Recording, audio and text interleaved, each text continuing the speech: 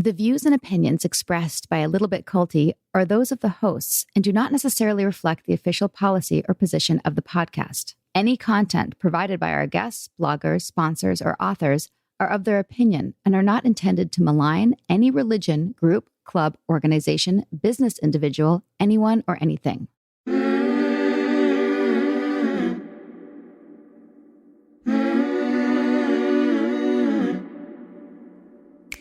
Hey everyone, I'm Sarah Edmondson. Hi, I'm Anthony Ames, Sarah's husband, aka Nippy. And we're here to talk about things that are just a little bit culty. We were in a cult and we woke up, and it was all captured in a docuseries called The Vow on HBO. Also in my memoir, Scarred. And then we made this podcast.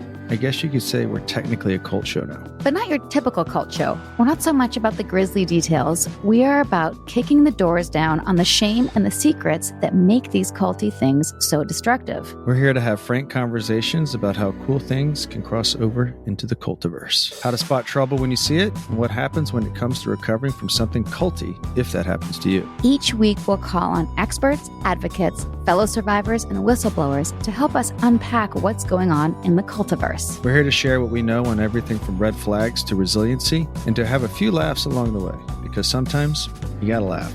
Thank God. Now, we have a lot to cover, so let's get this show rolling, shall we? A Little Bit Culty Season 2 drops new episodes every Monday on the Acast app or wherever you get your podcasts. Be sure to subscribe so you don't miss an episode. And to learn more, visit us on Instagram or at alittlebitculty.com.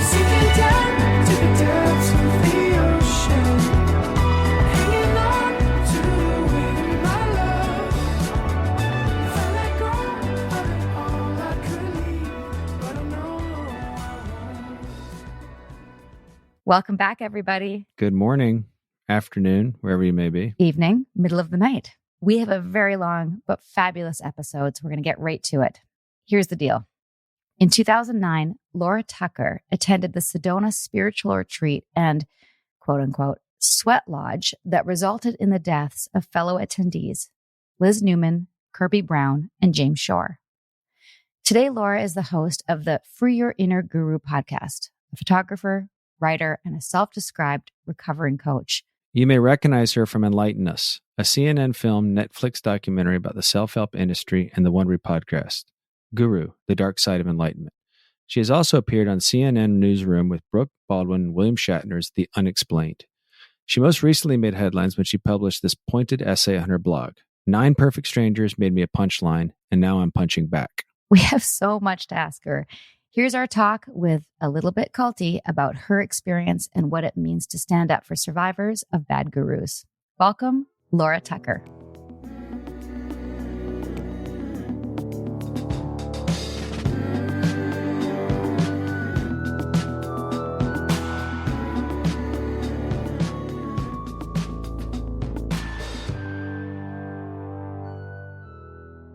Good morning. Hello. Thank you so much for joining us today. We are very excited and have a bazillion questions on an amazing whiteboard that I'm looking at right now. And I don't even... In my handwriting. Is that why it's amazing? Yeah, I write with really neat print. Nippy has actually way better handwriting than I do. We're here to talk to Laura Tucker, who, by the way, I'm so glad that we met in person when you were out in Vancouver. Yeah, that was just amazing. It was a great chance to walk and talk and discover some of our common ground. Which yes. We have a lot of, but not surprising. Well, what was the most surprising to me was that I didn't know about this guy and this group and this story that we're going to talk about today. And I think it's because it happened mostly like, when it was in the news was in 2009, when Nippy and I were knee deep in NXIVM. We didn't really listen to or watch the news. So I think I may have missed it because of that. What do you think, Nip? Do you think we just were we were in curriculum and too busy to turn on CNN? The point being that I didn't know about it. So when you told me, I was like, what? So it was fresh ears for me. And the more we've done a deep dive to prepare for this episode, the more, more questions we have and, parallels we drew. But for the audience to be able to do the deep dive with us, we'd love to just get sort of the cliff notes of, as you know, with our podcast, how did you get in? How did you wake up? How are you healing? But will you tell us a little bit about where you were when a friend gave you the secret in the mid 2000s? What was the early 2000s? I got to put it about at 2007 because I had just turned 40. There was some debate last year of about what year that was, but I've since gone back and realized that it was in and around the time that I had just turned 40. And a friend of mine had seen that I was having some difficulty. And just for context, I was living in Kelowna, British Columbia, which is not too far away from you guys right now. That's right. And I had moved from Toronto. So I had uprooted, and this was all very much what I wanted. I wanted to be in the mountains. I wanted to be where I could do photography alongside my consulting business. And in those years, 2007, 8, and 9, the Great Recession hit. So my one really stable, reliable part of my life was my consulting business. And I think a lot of people will relate to this right now. Mm-hmm. It was much slower onset than with all the changes that come with the pandemic. But I was in an unstable situation, meaning that at any moment I was working in the car industry and they were really having a hard time. And at any moment I could have lost, like if I lost one client, that would be out of, maybe a maximum of 4 or 5 at any time. So it was very, very stressful. And at the same time, I was hitting another milestone birthday, and I was single, I was childless, and there was a lot of pressure because at that time I still thought that I wanted to have a child and get married, both of which things I did, although I didn't ever have my own child. I have a wonderful stepson. But back then it was a big deal. And when I was younger, I had been in and out of probably what you would call it functional depression. It never really interfered with my ability to earn a living or, set goals and achieve them. But I could feel myself going down that way. And I wanted something different than going back on antidepressants, which is not any judgment on antidepressants. I just wanted to try something different because I'd gone that route before. And so when my friend Mandy handed me The Secret, I took it home for the weekend in the middle of, I even think it was around like Valentine's Day. So, just kind of one of those times.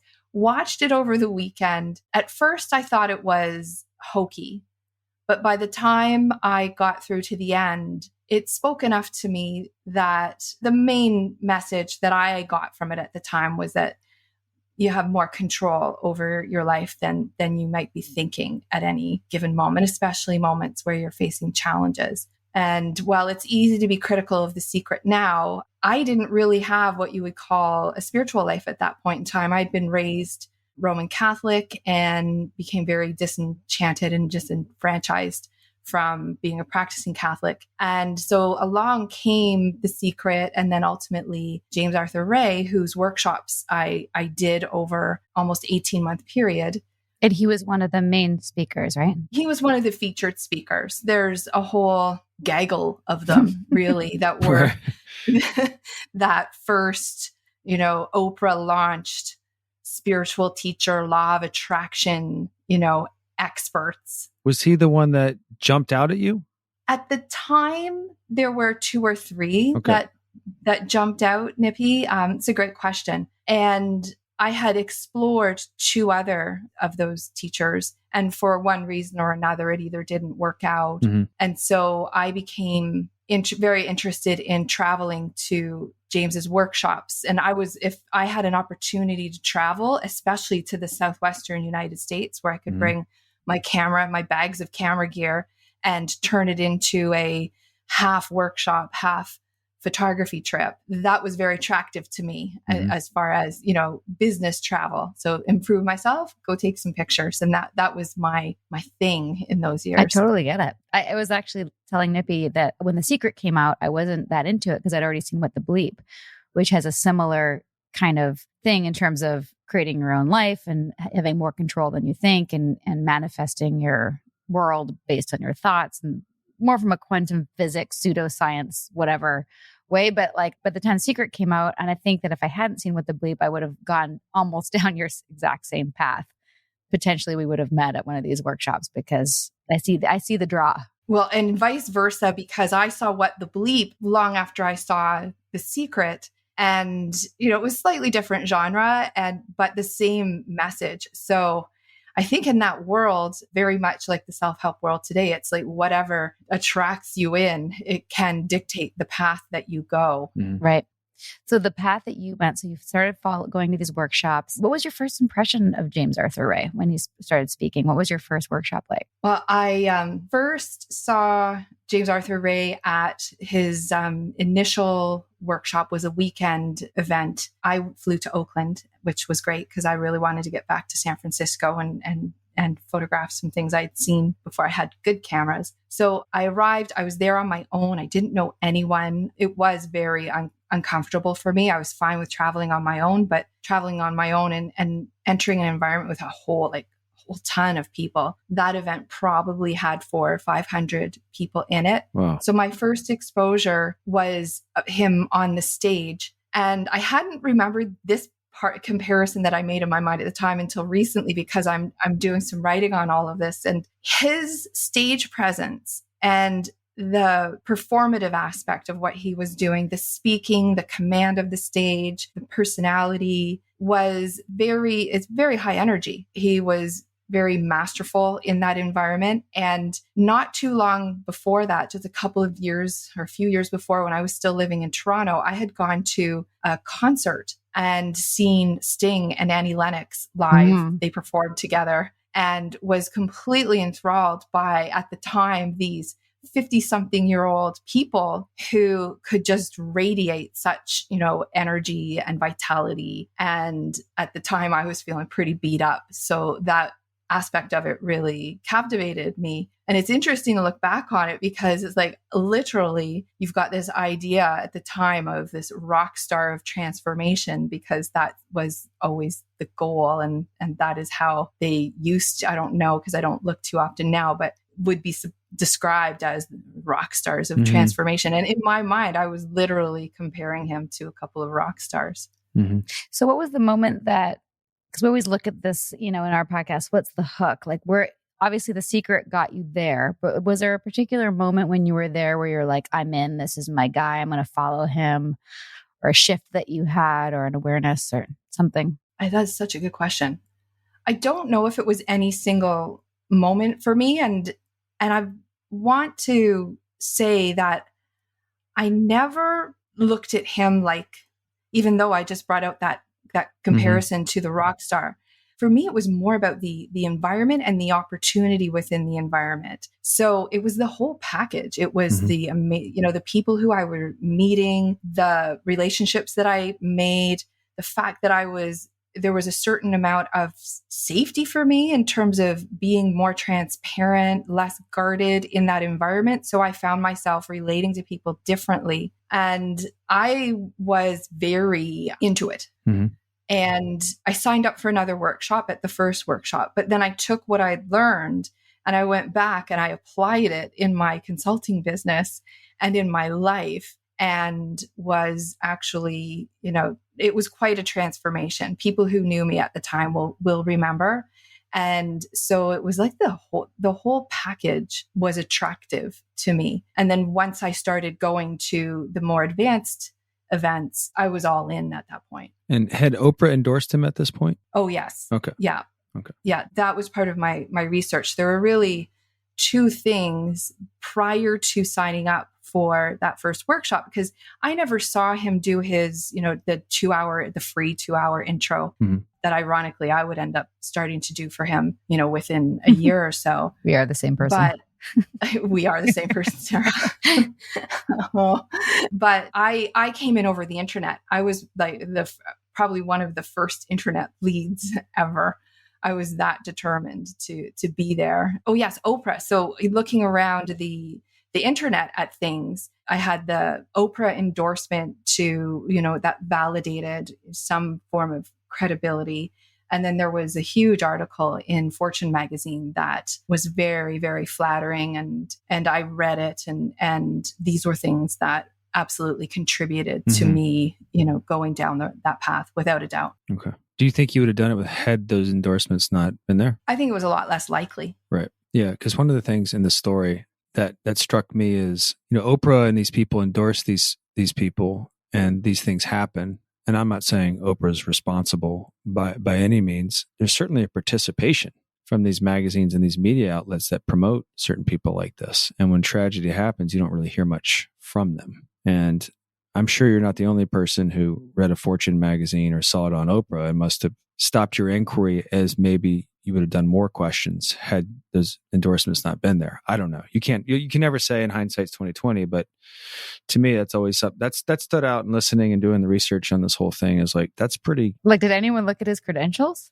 Well, it's interesting because, and you'll understand this now as host of your show, right? Like, before I do a podcast, and especially because of my experience, I make sure that I read every single, if someone's promoting a book, I read it cover to cover. And my podcast is mostly by invitation at this point, because I get so much solicitation and could never keep up on it all. And I feel a certain amount of responsibility to my audience and to the content. And I would never dream of having someone on who, well, there's no guarantees that I hadn't thoroughly vetted in advance. I'll speak to Oprah ever so briefly to say that not once, because there's really nothing to say other than not once since October the 8th, 2009, has she spoken about it in any way, shape, or form. How do you feel about that?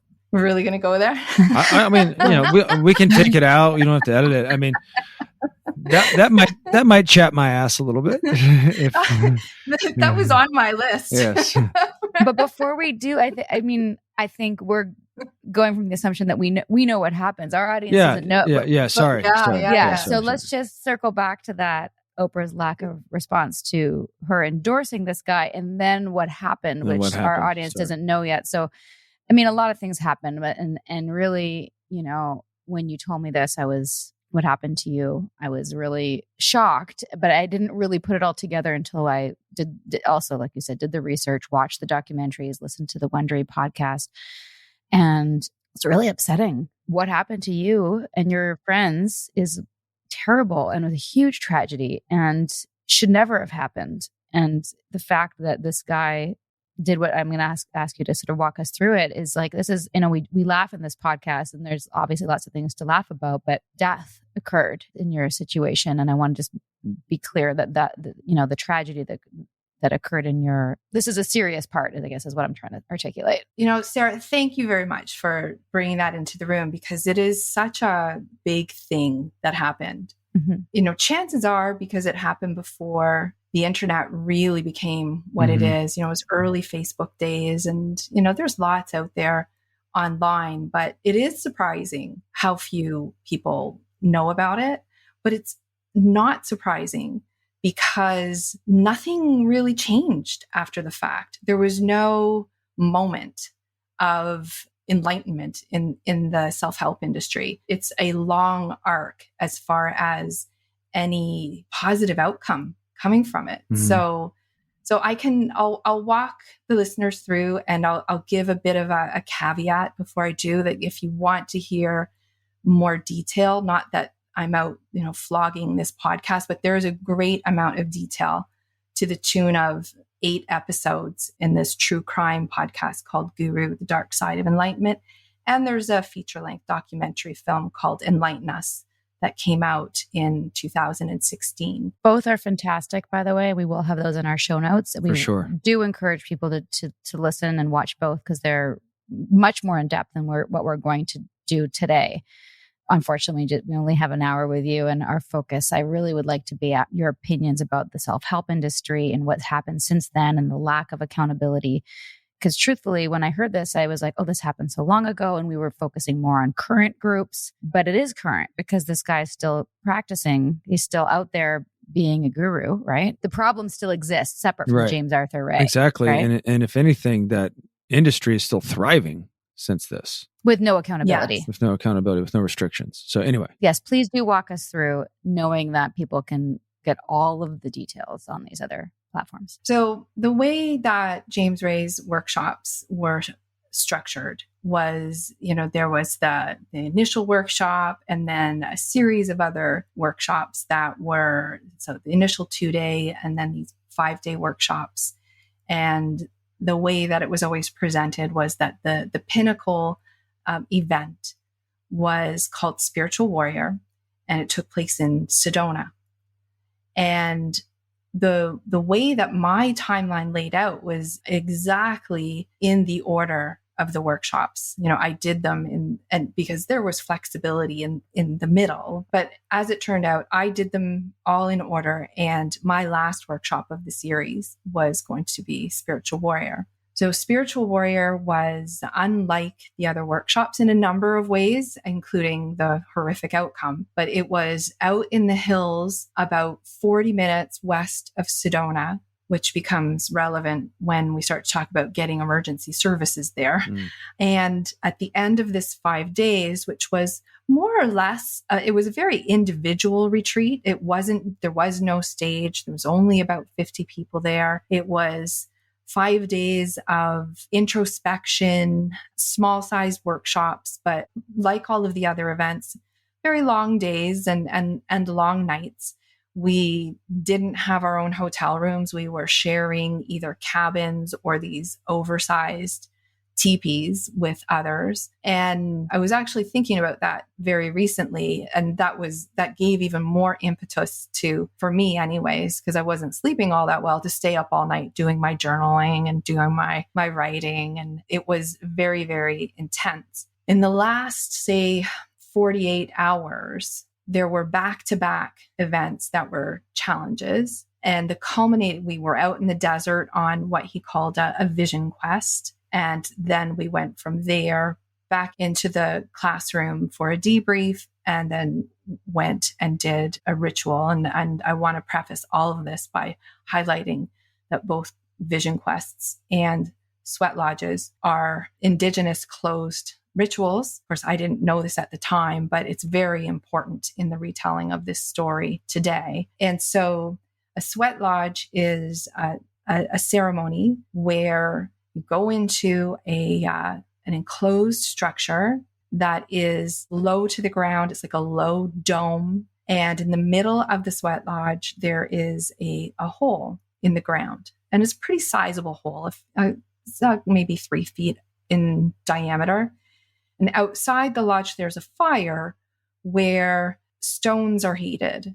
Large stones are heated on the fire. And in, this routine or ceremony, they're brought in to the middle of the lodge, and their heat emanates throughout the structure and to the people who are in it. And so the intention of the sweat lodge was first of all, the culminating challenge of all the challenges. And it was the idea that it was a symbolic of rebirth and transformation, and it was last. And the whole idea was that we would have the lodge, go get cleaned up, and then celebrate the end of a week of a lot of rigorous inner work. And instead of that, everything that could go wrong did go wrong in the sweat lodge, and things just got out of hand. It's really hard to break down into sort of small pieces, but we were sitting inside in concentric circles in 2 rows around the pit. And I was initially next to a woman whose name is Liz Neuman. She wasn't a participant in the workshop. She was on the dream team. So she had a slightly different role than me as a participant. So she was sitting right next to me, which was very comforting. And she had provided me and 2 of my friends a little bit of guidance about, if it gets really hot in the lodge and it's extremely uncomfortable, here's what to do. And James had outlined before going in, what our expectations, some of the expectations, which I can come back to in a moment if you want. But throughout the sweat lodge, the heat was indescribable. When the stones, which were called grandfathers, were brought into the pit and some water was doused on them, the steam would roll up. You're seated with your back to the exterior, your knees up. It would just roll over your body in these cascading waves that were, scorching. It was scorching. And the way it's organized is that there are rounds. And we ended up doing 8 rounds in the lodge. And somewhere in the middle, I became very, very concerned about Liz Neuman. She had moved from sitting beside me to sitting in front of me because there was an opening there. She was leaning back on my shins, and things didn't seem right. She wasn't behaving how she had guided us to behave. And it was very disconcerting. We had arranged with each other to tap so that we would, know that we were okay. And the patterns of tapping changed it. So I spoke up in the middle of the lodge, which, you weren't to speak unless spoken to. James was just listened to Guru the other day on the anniversary. And, he was very clear that, you don't speak unless you're spoken to, that it's hot. And listening back to it, especially after this past year, was really jarring. But at the end of the day, I spoke up and expressed concern for Liz. And he initially, I don't think he heard me, but the second time I spoke up, he did. And he told me, Liz has done this before, which was true. She had done it many times. I think about 7 times over the years with him. She knows what she's doing. And then I asked her I reached up to her shoulder, asked her if she needed to leave, and she tapped me and tapped my hand away. So I got a nonverbal response to a verbal question. And at that point, I was like, all right, I guess it's me. And I put my head back and basically powered through the rest of the sweat lodge. When did you find out that she passed? So Liz passed away in the hospital 8 or 9 days later. And what happened at the end was actually, I learned this from listening to the Guru podcast, because there's so many people there. Mm-hmm. Yeah. There was never any time because we were broken apart. We were, we had, the police came in. Never got to put the pieces together. Yeah, it really never got to. But what I did learn was that there were 4 people left in the sweat lodge, and I was number 4.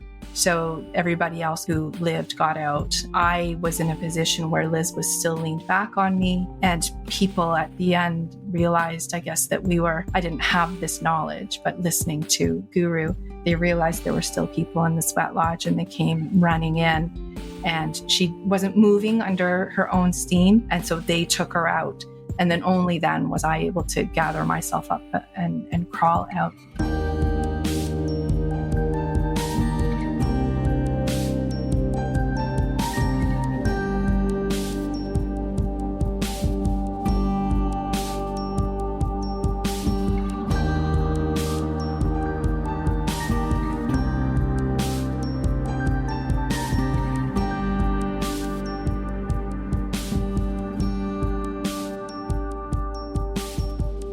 We tell our stories.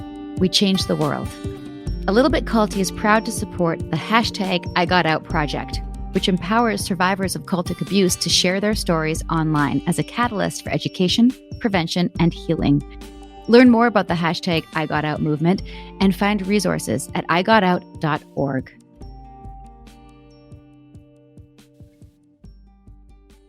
Meals bring people together, but for many families, providing their next meal can be a challenge.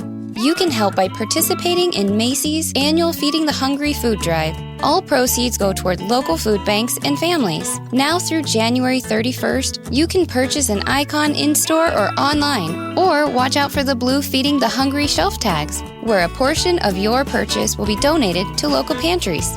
Together, we can combat hunger in our local communities at Macy's. This episode is sponsored by BetterHelp. What are your self-care non-negotiables? Maybe you never skip leg day or never miss yoga. Maybe it's getting 8 hours of sleep. I mean, that's my personal and everyone's dream, isn't it? Well, I definitely have some non-negotiables. Like, I'm in Vancouver right now, and I'm spending literally as much time as I can outside in nature. #cold pools, #crushing it. Nature is a non-negotiable. Not enough time in the fresh air and the trees around me, and I start to feel not great, not myself, not grounded. Therapy day is a bit like my nature walks. I try to not miss it, and I know I'm just going to feel so much better all around if I make it a priority. I get so much out of it. It helps me put my worries and anxieties in their rightful place and helps me clear my mind so I can focus on what I really need and sometimes what I don't need. Like, I don't need to be overbooking myself just because I hate to say no to people. You know what I mean? Thanks, therapy. Thanks for helping me see that. And if you're thinking of starting therapy, give BetterHelp a try. It's entirely online, designed to be convenient, flexible, and suited to your schedule. Just fill out a brief questionnaire and get matched with a licensed therapist. and switch therapists anytime for no additional charge. Look, even when we know what makes us happy, it's hard to make time for it. But when you feel like you have no time for yourself, non-negotiables like therapy are more important than ever. Never skip therapy day with BetterHelp. Visit betterhelp.com/culty today to get 10% off your first month. That's BetterHelp, HELP.com/culty. Our team at A Little Bit Culty Podcasts loves the Blood Ties podcast because it is gritty and current and fascinating. It's also a little bit culty. Blood Ties, the award-winning audio drama from Wondery, returns for its third season, Strange Days, with another thrilling story about greed, power, and deception. 5 years have passed since Eleanor, played by Gillian Jacobs of Community, took over as CEO of the infamous Richland family empire, alongside her half-brother Santino, played by Christian Navarro of 13 Reasons Why. Together, they decide to invest the family fortune in a groundbreaking, controversial new drug. But as shocking revelations about the new treatment emerge, Eleanor and Santino go to every length to protect their control of the Richland family dynasty. As Eleanor's father always said, medicine is a bloody business. Listen to Blood Ties, Season 3, Strange Days, on Apple Podcasts, Amazon Music, Spotify, or you can binge the whole series now, early and ad-free, by joining Wondery Plus in the Wondery app.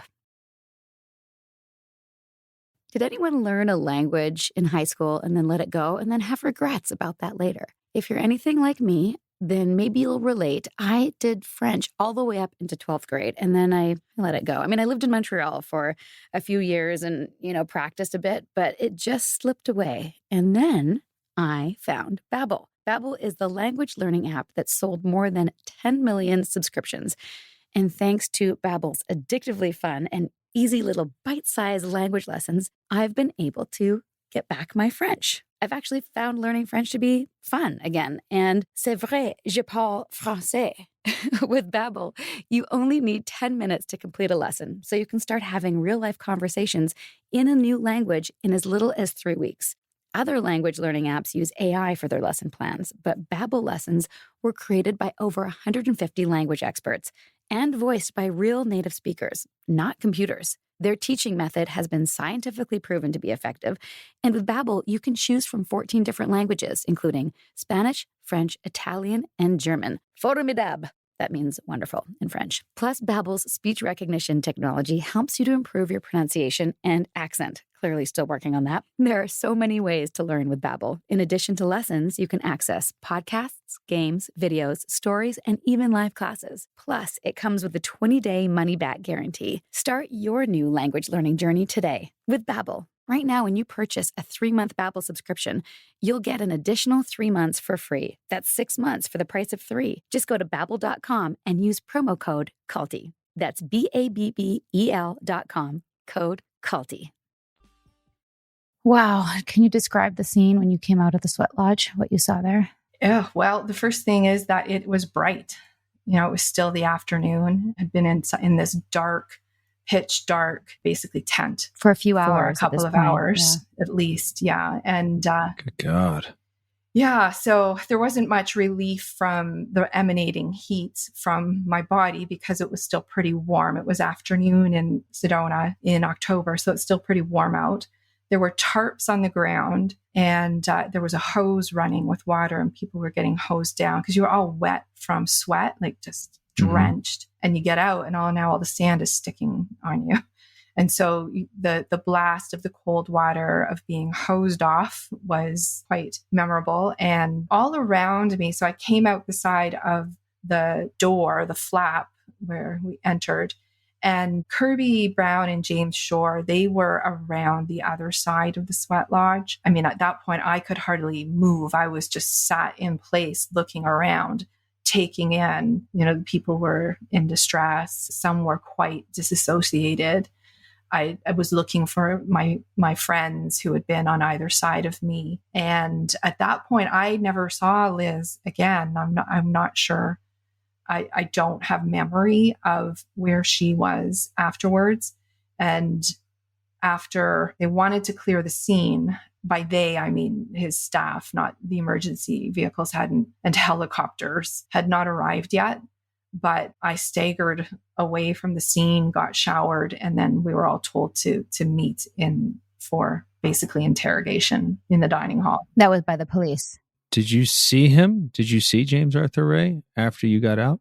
Just from a distance. Okay. At first, sort of seated in a chair, and then standing over what I would later learn to be Kirby and James Shore. Did they die there at the scene or in the hospital also? They died at the scene. And just so our audience knows, 3 people died Total. from that. Yeah.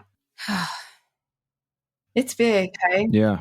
That's pretty intense. I don't know. Thank you for having this conversation. And I have full empathy for you hearing something like this because of the crazy similarities in circumstance that lead up to these things. I know that you get it more than most people. And the thing that James Arthur Ray kept saying that was, I'm not going to lie, it was super triggering because it's the same thing, just different words, was that he kept saying, and this has been part of the indoctrination or the programming that led to people staying there, was he would say, play full on, right? That was the mantra. Yeah, play full on. Right. Yeah. We had different words for it in our group, but I actually just spoke to Yanya Lalich. I called her just before this because I love her and I consult with her all the time on things like this. For those who don't remember, she was in season 1 as one of our cult experts.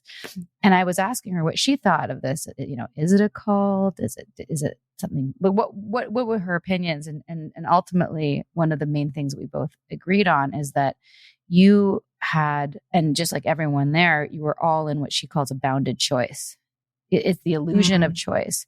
Your choice is double bind. Yeah, that's what we talked about in our group. But it was either do the thing and play full on, or you don't do the thing and you're admonished or made fun of or shamed, or you're not part of the team anymore. You're not part of the dream team. And just to go back a little bit, I think that he created this mess. Obviously, he's responsible, and he set it up in such a way that when you first got there, I'm just going to go back a little bit. When you first got to Spiritual Warrior, the first thing that people were asked to do was get their head shaved, right?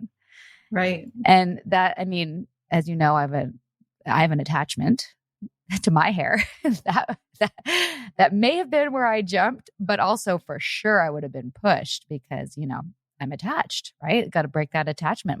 It's my hair. It's how I know, how I feel pretty and how I know I'm loved and all that stuff. You're ultimately in a situation where anything you say is going to be held and used against you as not playing full on or. Oh yeah. So you're back, you're cornered. Yeah. Oh yeah. Especially at that point. Especially since this last year where I wanted to share with you before sitting down with you today. I actually went back and listened to your interview about, oh my gosh, not coercion, consent. Mm-hmm. Thank you, Nippy. Yeah. And the first time I heard it, every 5 seconds, I was just like, like the triggers of trauma and understanding things at a different level. The bells were going off. And, in the early years, and by early years, I mean like the first decade, right? It's been 12 years. It's really only been these last couple of years that I've been receptive to looking at this through the lens that it always gets categorized as. Like if you go and look at the Enlighten Us and Guru, it's in the cult category of documentaries. And I've always been so against using that label, and I still stand by my main reason. Yeah, I would agree with that. Because when you call it a cult, then it allows the rest of the industry to look at it and say, well, that's not like us. Mm-hmm. We're not a cult. Right. And then you get to this situation where no one of influence will own that they're exactly like it. Mm-hmm. And do the heavy lifting of creating a safe and legislated and industry that has professional standards and recourse for when, basically abusers are in these roles of extreme responsibility. Exactly. I think that's the key distinction. I say it almost every podcast. The abuses of power are really what we're talking about right now. And the abuses that go on in cults aren't proprietary to cults. No. They're everywhere. So I can appreciate that. That's ultimately what Yanya said. And she said she hadn't done a deep dive on this particular guru, but cult or LGAT, large group awareness training, doesn't even really matter. The fact is that there's this guy, and this is happening rampantly in the industry, where they're doing therapy without a license. And this happened same in Nexium too. Like we weren't trained professionals and we were doing a deep dive into people's psyches. Yeah. And the one thing too is that when you're going to events like this, it's because you're looking for something better or a deeper understanding. I'd done an undergrad degree in psychology. I was already, I was the perfect candidate to go into that environment and then, moth to the flame kind of thing. Yeah. It was me to a T. And the benefits that I was receiving were very, very real. However, so were all of these other dynamics that I now understand are cult dynamics, right? So within the last few months, I've started to embrace the C word, as I've been calling it. And because it's something that people understand, so it may not be what a traditional cult looks like, where people are off living on a compound or commune together. But I think we're also seeing that because I've looked at this a lot, and as are you, there is a broader understanding of cult, and it's needed because even what technology alone, that's just one factor, but what the internet has done for indoctrination and groups and influence and undue influence, it's changed the face of it. I hate to say this because I always been a big proponent of self-help and personal growth, but you don't have to look very far in the self-help model to see dynamics that are inherently culty. 100%. And the outcomes are dependent 100% on the moral fiber and the moment that the leader is in. Exactly. And that's a lot of responsibility on one person. It's a lot of responsibility. And that was, we're obviously always comparing and contrasting. And it seems like James Arthur Ray isn't necessarily a sociopath like Keith is. And we didn't get to this in the story, but I'll just let our listeners know, is that as soon as he heard that people had died, he talked to a criminal lawyer who told him to leave, and he left the scene and didn't help his so-called friends who had been hurt and were going to the hospital. He just left. And to me, that was one of the most disturbing things of this whole situation, that he didn't take responsibility. And his whole shtick is about, facing life's adversities playing full on. And when he had the opportunity to actually do that, he hightailed it out of there. And I thought, wow, you didn't walk the walk. You're not really a guru. You are a weak, selfish, money-focused, narcissistic prick. That, to be totally honest, in my opinion. When there was opportunity to demonstrate he was an embodiment of what he was teaching, he failed at every point. And even the reconciliations afterwards were responsibility statements with caveats to them, to not fully incriminate and take responsibility for what he did. And he seeked to minimize the abuse that he was responsible for, rather than really take a bite out of the shit sandwich that he created. That's what I saw. Yeah, my ass was really chapped in the documentary. He's doing this whole and I take responsibility. And, even though there were people who were paid to do their jobs, I take responsibility. That was part one of my ass chappings. Part two, him later saying that, I heard him say somewhere that had to happen. What happened in Sedona had to happen for him to grow as a teacher and to go to the next level. And I thought, how disgusting. We can go, hey, this bad thing happened in our lives and now we're making the most of it. No, that didn't have to happen though. That didn't have to happen for us. It didn't have to happen for him. I just think that's so self-focused and gross. Well, when he was also asked about the deaths, he's like, my world changed. Yeah, your world changed? Yeah, he's like, my whole world changed in 15 minutes. And listen, I watch these things when everyone is banging on someone and saying horrible things, I try to keep a little bit of empathy for the subject. But there were repeated times where that guy could have handled it so differently, dove in and been like, okay, this is a guy who was trying to do good and stumbled. And I just kept getting the feeling that he had a used car salesman vibe. He was after monetary and esteem from others. And the way he thought he was doing that was helping other people. And that just fed his ego. He really leaned into the guru thing and enjoyed that. And that was the objective more so than say, helping people. And who am I to say that that's not true? But I look at him and I look at, say, Tony Robbins, and Tony Robbins I've gone back and forth with, but I do believe that guy cares. And my question to you is let's say, what's the difference between James Ray and a Tony Robbins? And let's say Tony Robbins inadvertently has an event where someone dies. What do you think the distinctions are? And why should Tony Robbins have what he's having? And if James Ray doesn't have 3 deaths, the distinction, right? Like if James Ray doesn't have those 3 deaths on his resume right now, where would he be? And do you agree? And what are the distinctions if you've looked at Tony Robbins or? Well, I really don't see a distinction, to be honest. Okay. I can't. I don't. Mm-hmm. I've tried. Same person, different platform. How come? Well, I just want to, if I may, just backtrack a little bit to Sure. I think things could have gone very differently for James Arthur Ray had he had presence of mind and been a leader at the scene instead of vacating.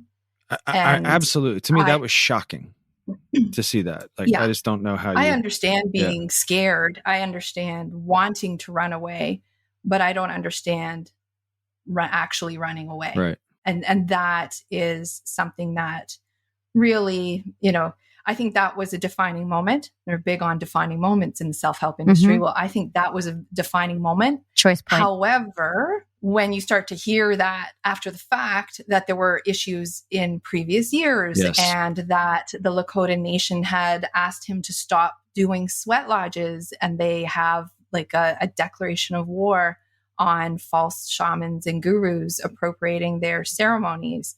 At the time I was completely discombobulated by the fact that they pressed a lawsuit on James. And you have to understand at the time, I was still very much identifying in almost like an us versus them way because of the way it had been dragged out in the media. And I just didn't understand it. But this was very, very freaking serious. Mm-hmm. And that it ever got to the point that conditions would be created that 3 people were killed just doesn't, even to this day, it just doesn't compute. I agree. Mm-hmm. Yeah. And that's the only reason anybody has ever heard of the goings on is that 3 people died. Right. Yeah. So when I hear things behind the scenes about people being injured at other big gurus events and people speaking out about, some fairly serious character flaws in the vein of, #MeToo. I think whenever any of these leaders, organizations, and businesses grow to the outsized scale of these, there's just no way. First of all, I don't think they could run it profitably if they had the proper resources in place to run it in a healthy and monitored way. You have people there volunteering their time as quote unquote coaches, event facilitators, ushers. My one and only live exposure to Tony Robbins actually launched my podcast. It was here in Toronto at an event, and I went and was supporting a client she was in a panel that day at this big event. The fear and scarcity based selling that I saw all day at this event that is, sanctioned by, Tony Robbins himself. And then the dynamic of this elevated figure that people who just want to touch because that's not healthy. He's had such a great, it's not real. No, that's not real. Can I clarify the fear and scarcity? Do you mean in regards to selling? There's only 3 spots left and that kind of thing? Yeah. The upselling, the scarcity. I mean, caveat, I did all that, right? And you probably did too when you were selling for James Ray. That's how you were trained to do it, right? So it works, but it's disgusting and it's inauthentic. Definitely how I was trained. Yeah. It's not what I did when I got on the stage. It was So I was of this mindset that I was going to kind of do it my own way and show that there is another way. Mm-hmm. It never got off the ground because things blew apart before anything of substance, took place. But you can see it now. When you go to those other events, I've never seen Tony Robbins, and maybe we do another episode on him and do a deep dive. But I guess when I started watching the resources you sent us, I was like, wow, he's like a mini Tony Robbins, but he never got to that level. But it seems like that's where he was trying to get. And regardless, it's the same problem. Again, therapy without a license and gurufying somebody who's, regardless of their intentions, we don't know what their intentions are because we're not them. But the fact is that people are getting hurt because they don't have the resources. Their character is revealed in times of adversity. It happened in our case as well when Keith was exposed in Mexico and the police came, the federales came down and he went and hid in the closet and let the women protect him. And I think they don't ever think they're going to be in a situation that has to do that. And their pursuit of whatever their pursuit is, it seems material and ego driven. And they're always in a position of calling you out, but there's never in a position of being on the other end of the drill sergeant that they are administering on other people. And that was the thing that, I'm allergic to, when someone is always in a position of being a drill sergeant when they don't necessarily have an acumen. One of the things I kept thinking about when I was watching this thing is like, as a guy who played sports growing up, one of the things, at least when I was a kid, is getting water during practice was considered kind of weak or whatever. It's less so now because coaches are liable and players have fallen from heat strokes and now, but that was one of the things as a kid, and you wanted to do it right. You wanted to impress your coach, and your coach was pushing you, and that was supposedly a good thing. But at what cost? And the cost was something that wasn't in there. They're not doctors. They don't know that telling their kids and their athletes not to get water is bad for them. Similarly, he seemed to be in a situation of pushing people through a sweat lodge, but not being a doctor and knowing that it's not good for them to be in a sweat lodge for 2 hours. So, and particularly with how he set it up, how he set it up was if you're having a heat stroke, basically you're doing it right. He described the symptoms of That's heat what stroke. I heard. Is that right? Well, and you think about what's happening there. It's like, to be clear, the reason why I'm still in this marathon of talking about it 12 years later is that, it was a very significant event in my life and many others, but also this kind of stuff is happening now, not necessarily literally in sweat lodges, but taking away people's agency. So when you're talking about like conditioning people, removing their objections ahead of time in a highly trusted environment, which is also known as a high demand or high control group. It's a lot more systematic than I ever gave it credit for in the intervening years. It's only as I'm starting to study the true nature of cult dynamics and undue influence that I'm seeing like, wow, it scares me. During my time of going into this self-help and spiritual environment, it was the recession. Well, today it's the pandemic and all of the sudden change. And these dynamics are very much alive and not well. Mm-hmm.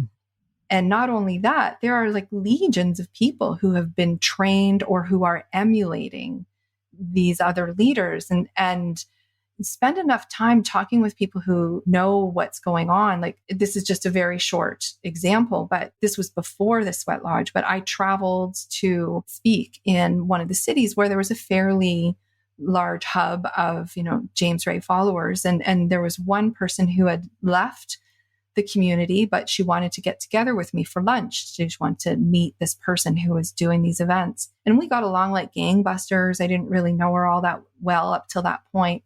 And then she dropped a comment. I asked her, why aren't you involved anymore? And she said, I left because of his unethical use of NLP. Mm. And I sat there and I was like, I don't know what she's talking about. Like, what's NLP, right? Neuro-linguistic programming. Mm. And so then a conversation, this is one of the many, many red flags, but like there are things going on behind the curtain where very determined people, because they're very determined for their own goals and dreams. Like everyone wants to own an island. Everyone wants a private jet. I'm being a bit facetious, but at the top levels of the industry, that's the life they live. Yeah. And they've studied persuasion. They've studied influence. They've crafted their performance, and it's a performance. It is. And it is acted on and emulated and trickles down. So I actually believe that there are a large number of people in the self-help and coaching industry who are using some of these tactics without knowing it, who are very well intentioned. And then there are others, but it doesn't mean the tactics aren't happening. Mhm. It's all part of this sales funnel and getting to that breakthrough, because you got to have a breakthrough to justify the expense, Mhm. right? Like it really, there's so much pressure at Mhm. every angle. That was one of the similarities. People, I feel like once they've paid, I think it was 10 grand for Spiritual Warrior. Like that's part of the pressure to like, okay, everyone's shaving their heads and like, I got to have a breakthrough. That might be the thing that pushes people to do what most people would be like, well, I wouldn't shave my head. I would get out of there. But really, if you pay 10 grand, you're not getting your money back. Everyone's doing it. And it's just, you want the breakthrough and you've paid for it. Like I understand. I understand you have how to it justify happens. it, yeah. You got to justify the expense. There's a lot of justifying, there's a lot of rationalizing, and there's a lot of well-intentioned, okay, well, what's the worst thing that's going to happen if I shave my head? Mhm. Mm-hmm. Like really, Right. you know, before the sweat lodge, the worst thing was that I was going to go back and, you know, say, yeah, I shaved my head. You could make up any number of reasons why you did it, or it was a challenge. That part, I was a little concerned about going to my client sites and Mhm. going around speaking with my shaved head, and because I thought it would look like it was a cult. Well, that is the thing. Like if That's the irony. my agent used to be like, oh, you're going back to your cult. I'm like, yeah, Murray, I'm shaving my head again. And we'd laugh. Like Yeah. that's a huge cult from Synanon, which we've since learned is that's what they did in Synanon, shaved heads. But we digress. I wanted to ask you, this happened 12 years ago. What's your healing journey been like, Laura? What have you been doing to process all of this? Well, initially, my healing was very centered on my body. And I had a huge support team of people in Kelowna who, because I was always not afraid to use up all of my benefits package that I paid for in my company, I had, you know, a chiropractor, a massage therapist, an acupuncture. Good. Like I had a full team. And I can't understate how important that was for helping to move at the time a lot of that emotion and distress out of my system. And initially I turned away from all things self-help, all things spirituality for about a period of 5 years. And this was this was an ongoing situation. I ended up having to testify at the trial. So this is very active in my life up until 2011. So during that time, I also started long distance running and really didn't want a whole lot to do with mind body or spirit body, but very much in my body.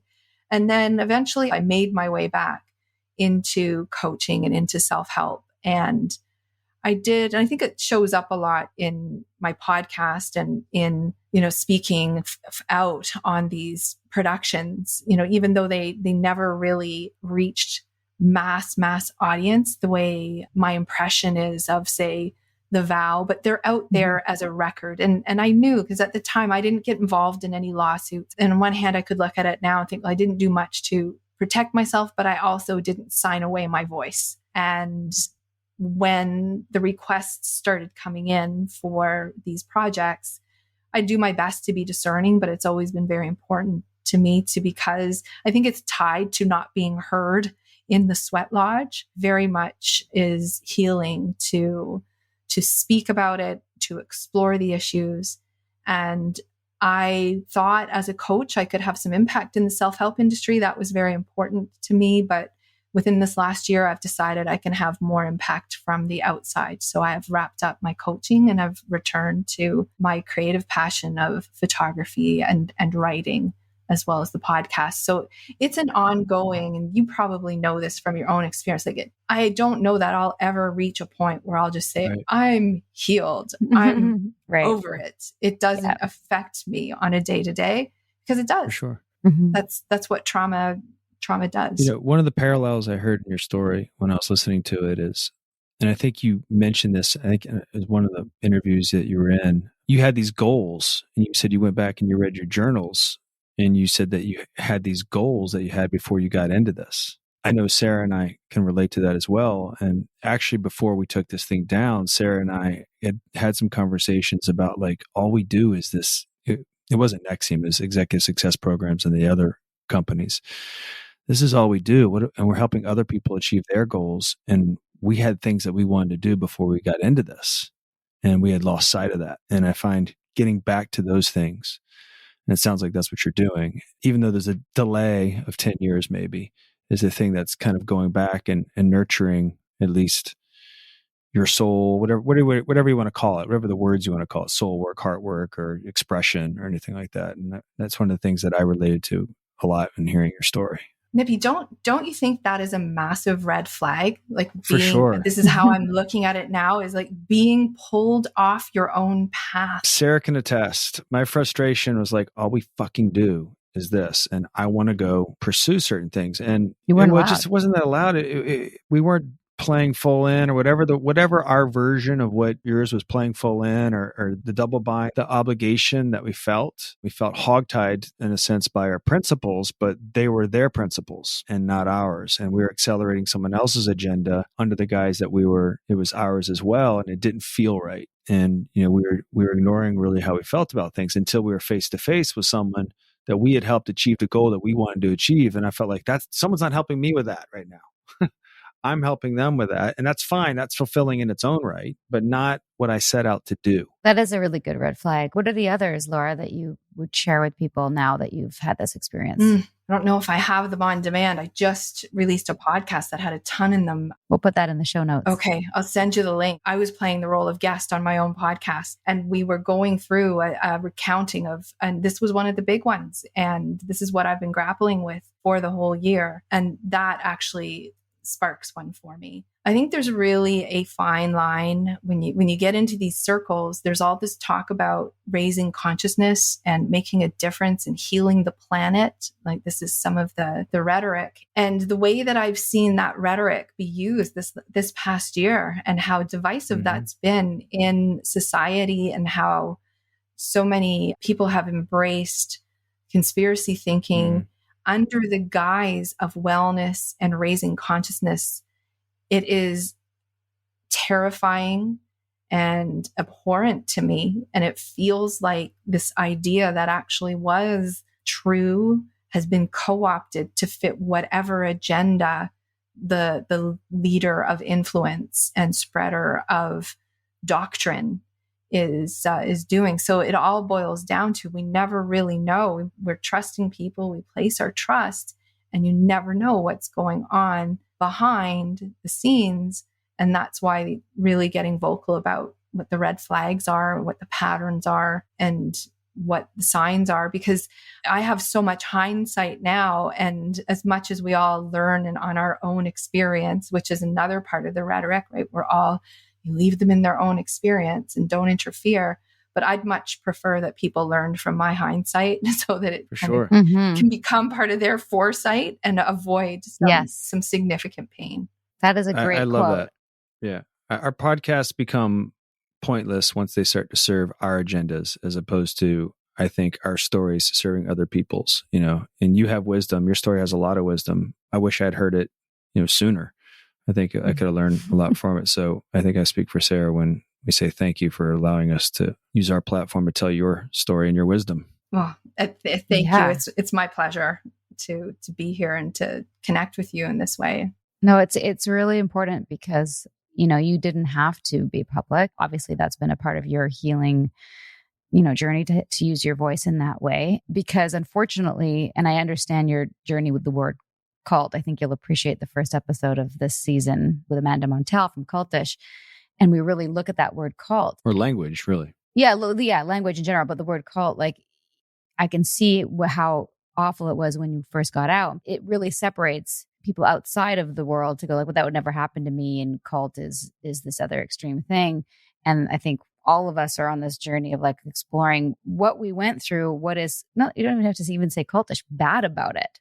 What's bad about it that creates this concept of cult, and how can people learn from that? And if you don't use the word cult, then it doesn't draw the attention. But if you do use the word cult, it separates people. So we're a little bit culty, Sarah. What's wrong with that? Yeah. So that, it was a little, what happened there was, regardless, it was definitely a little bit very culty, the head shaving. Yeah. I mean, there's just no getting away from it. And I think that what I've come to realize is that when you're having a conversation about the degrees, the subtle degrees in which your experience is not a cult. You're so far down that continuum that it's just semantics. Good point. And I don't know if we have time for this, but I think it relates. When in 2020, when the podcast came out on Wondery, that it was July, and a few weeks after, so it was dosing out to the public in, for the next 8 weeks. And that was around the time that The Vow was released on television. And one of my very dear friends who was also in the Sweat Lodge sent me a text to say, hey, I just finished watching The Vow. You probably want to watch this. And at the time, I was so up to my eyeballs in being made into, I didn't know I was going to be arguably a main character or the main character in Guru. And I was dealing with all of that emotion. And I was like, oh, I just can't. And then over the course of the next 6 months, the number of people who would contact me to say, have you watched The Vow yet? Have you seen The Vow? What do you think of The Vow? And it would come up in my podcast. So finally in March, I sat down, I said to my husband, like, I need to watch this. And when I watched it from start to finish, I was like, oh, this. Here we go again.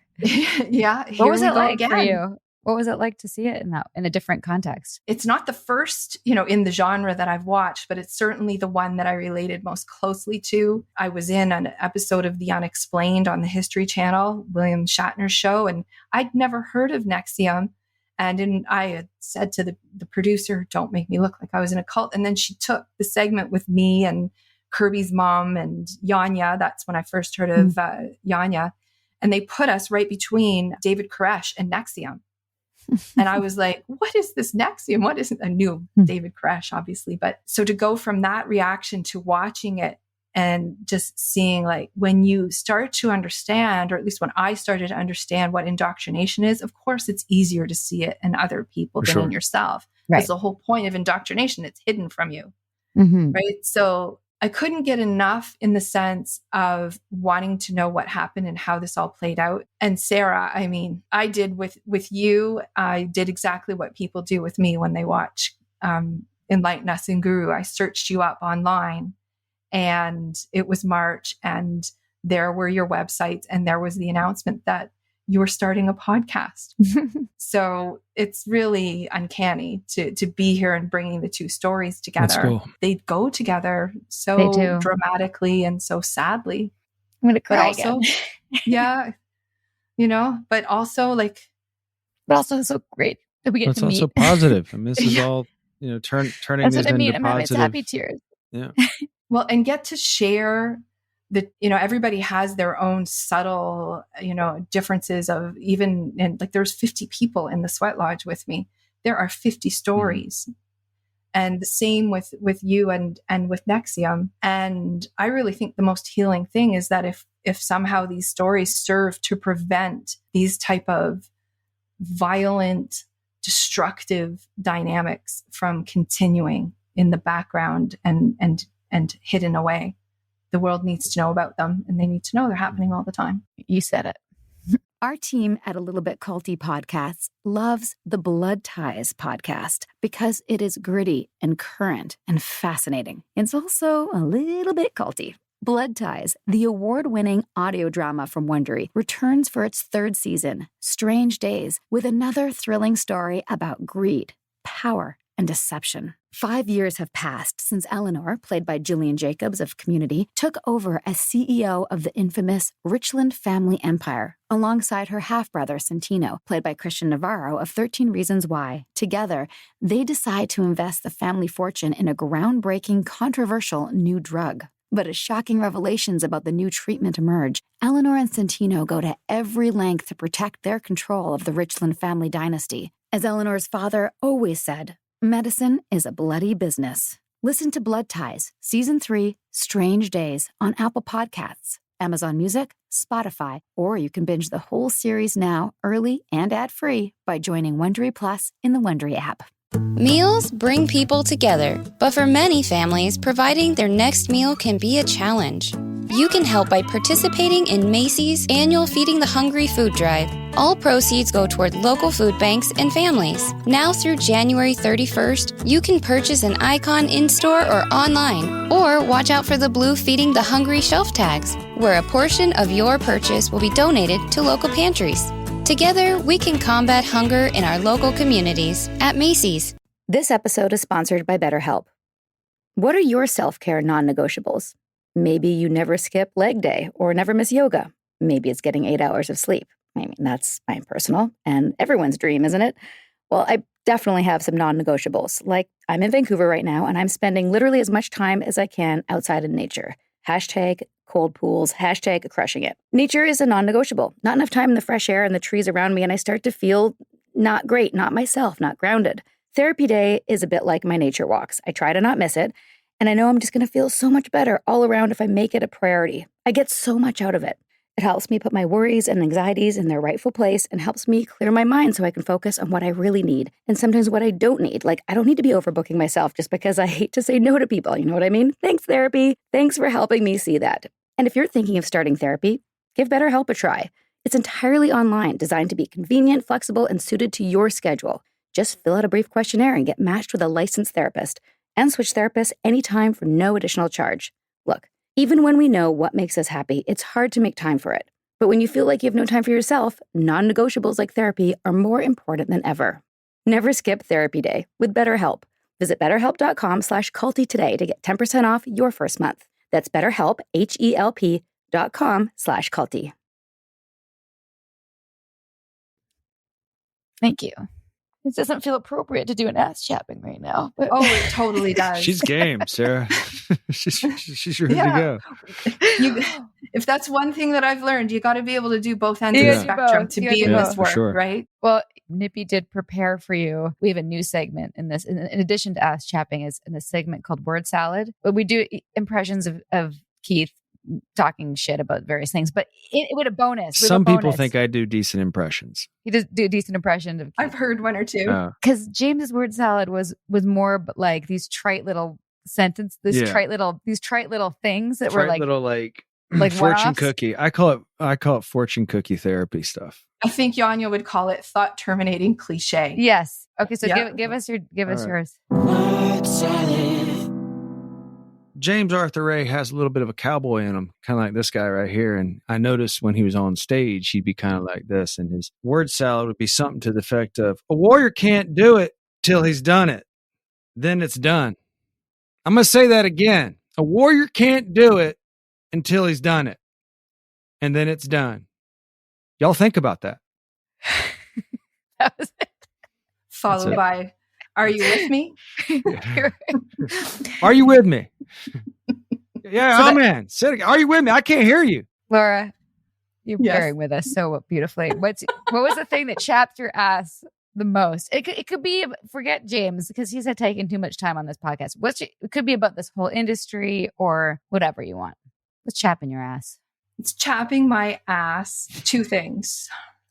It's chapping my ass more and more that this hasn't become the issue of the day yet, that it hasn't become the equivalent of a hashtag Me Too. Mm-hmm. And it hasn't been looked at under a very large spotlight. So that's chapping my ass. And then I have a Canadian chaps my ass. Can I give a Canadian Sure. chaps my ass? Yeah. My Canadian chaps my ass is that it is so easy for the American gurus to come into Canada and do unlimited business for, I believe it's up to 5 days. So to come in, grab all the money and go back south of the border. And when I look into what it's like for me or another Canadian to go and do business in the United States, there's a great big wall. So that chaps my ass how uniquely vulnerable our market is to it. And when you watch these documentaries, there is a large representation of Canadians.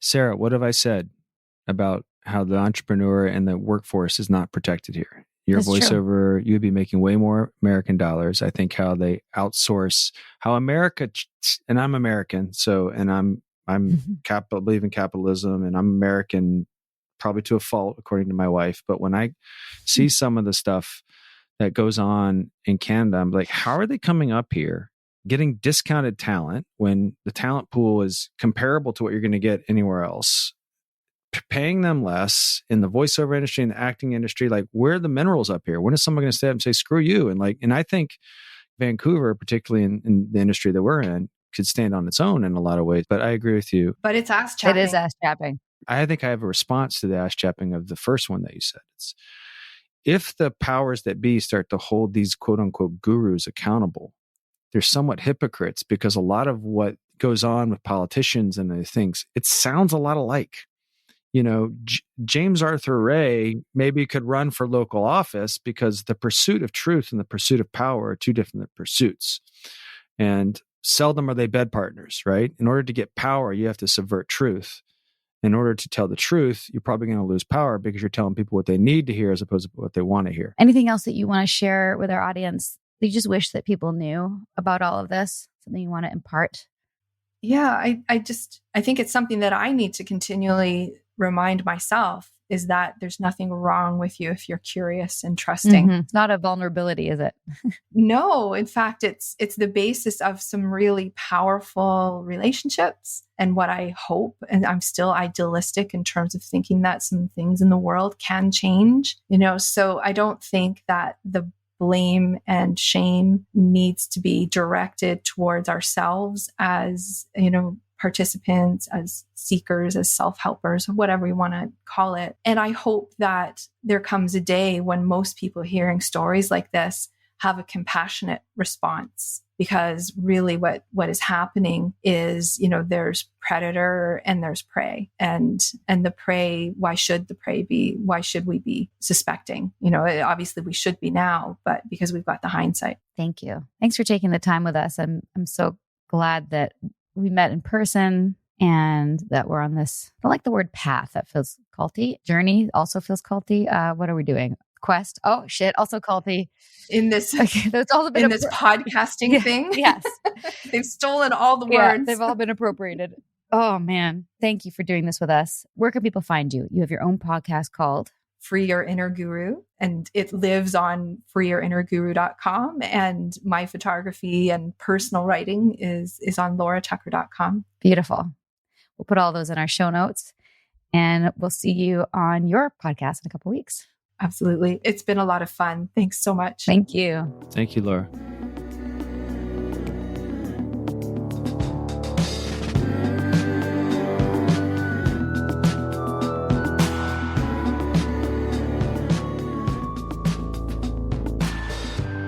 Wow, that was a lot more emotional than I expected it to be. Yeah, that was, I think we could talk to her for a long time. I think we say that with every guest. Yeah, that's probably true. None of them we cheat. I hope everyone leaves this episode with, feeling okay to still be a seeker, but also, do your homework. A lot of these people are out there trying to help people, and they just don't have the credentials and are reading, how to do various self-help exercises / be a warrior out of various books that anyone could get at the library, and making themselves gurus / rock stars. And it's got to stop. Anything that has a retreat to Sedona, wait 24 hours before you make that decision. Sorry, Sedona. Yeah. Beautiful city. I love it. Be careful. Yeah. Thanks, everybody. See you next time. Bye. Bye. Sinking down to the depths of the ocean. I'm hanging on to the weight of my love. If I let go of it all, I could leave, but I know. Let's keep the conversation going. We'll be back soon with more episodes of A Little Bit Culty with more experts and survivors. And sometimes experts who are survivors, as well as some familiar faces from The Vow from HBO. If you've got suggestions or questions on upcoming topics, find us on Instagram at A Little Bit Culty. And for more background on what brought me here, my memoir, Scarred, the true story of how I escaped NXIVM, the cult that bound my life, is available on Amazon, Audible, and where most books are sold. If you'd like to help us spread the word about A Little Bit Culty podcast, please give us a 5-star review and tell your friends to subscribe. Seriously, take out their phone and tell them to press subscribe. Takes a second. We're also available on Apple Podcasts, Spotify, and every major listening app. And if you're listening on a smartphone, tap or swipe over the cover art of this podcast to find show notes and helpful resources. You might also find some offers from our sponsors there. And when you support our sponsors, you help us keep this podcast going. Just don't be a little bit culty about it. A Little Bit Culty is executive produced by me, your co-host, Sarah Edmondson, and Anthony Nippy Ames. That's me. Associate producer is Jess Tardy. Produced, edited, mixed, and mastered by Citizens of Sound. Our amazing theme song, Cultivated, is by John Bryant and co-written by Nigel Asselin. I'm Sarah Edmondson, and thanks for listening to A Little Bit Culty.